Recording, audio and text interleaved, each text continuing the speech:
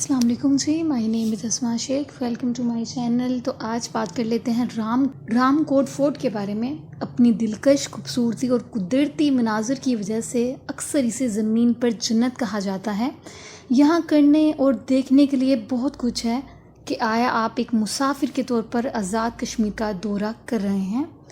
آزاد جموں کشمیر، جو کہ AGK میں دریائے جہلم کے قریب پکنک کے بہترین مقامات میں سے ایک مشہور منگلا ڈیم ہے، جو پاکستان کے مشہور ترین ڈیموں میں سے ایک ہے۔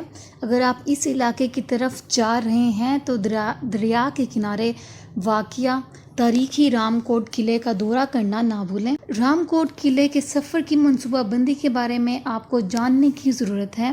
رام کوٹ قلعہ ایک تاریخی قلعہ ہے جو دریائے جہلم کے کنارے پر منگلا ڈیم کے قریب نیو میرپور شہر کے بالکل سامنے بنایا گیا ہے۔ اسے 16ویں صدی اور 17ویں صدی میں کشمیر کے مسلم حکمران نے تعمیر کیا تھا۔ یہ قلعہ ایک اونچی پہاڑی پر بنایا گیا ہے اور دریائے جہلم کے آس پاس کے پانیوں کو دیکھتا ہے، جہاں سے منگلا ڈیم جھیل کے شاندار نظارے بھی دور سے نظر آتے ہیں۔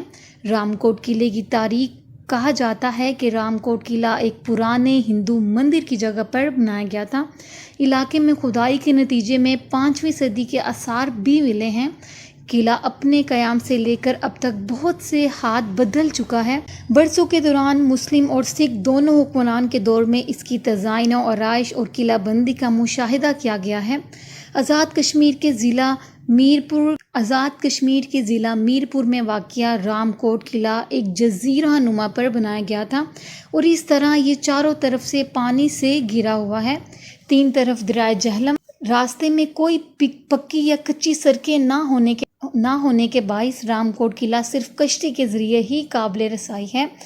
یہ علاقہ پاکستانی آرمی کے زیر انتظام تعاونی کا علاقہ ہے، جس میں Mangla army water sports club Mangla dam جھیل کے کنارے بنایا گیا ہے۔ آپ کلب سے ایک کشتی کرائے پر لے سکتے ہیں جو آپ کو تقریباً 30 سے 45 منٹ میں قلعے تک لے جائے گی۔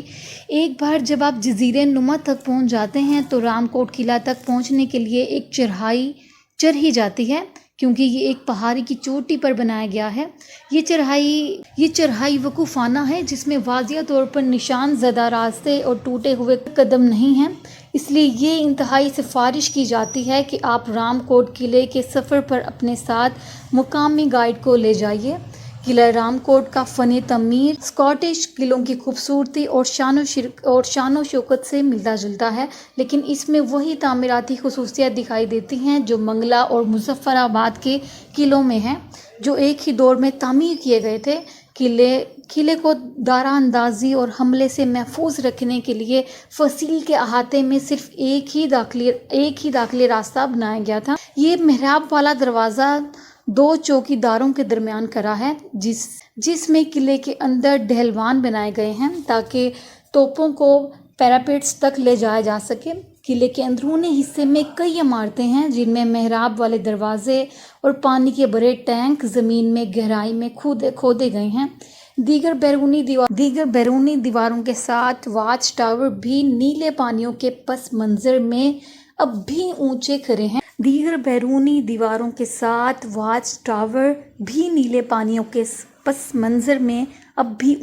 ہیں۔ جی، تو یہ تھی ایک چھوٹی سی انفارمیشن رام کوٹ فورٹ کے بارے میں، جو کہ آزاد کشمیر میں واقع ہے۔ امید کرتی ہوں ویڈیو اچھی لگی ہوگی۔ ویڈیو اچھی لگی ہو تو چینل کو سبسکرائب اور ویڈیوز کو لائک کر دیجیے گا۔ تب تک کے لیے اللہ حافظ۔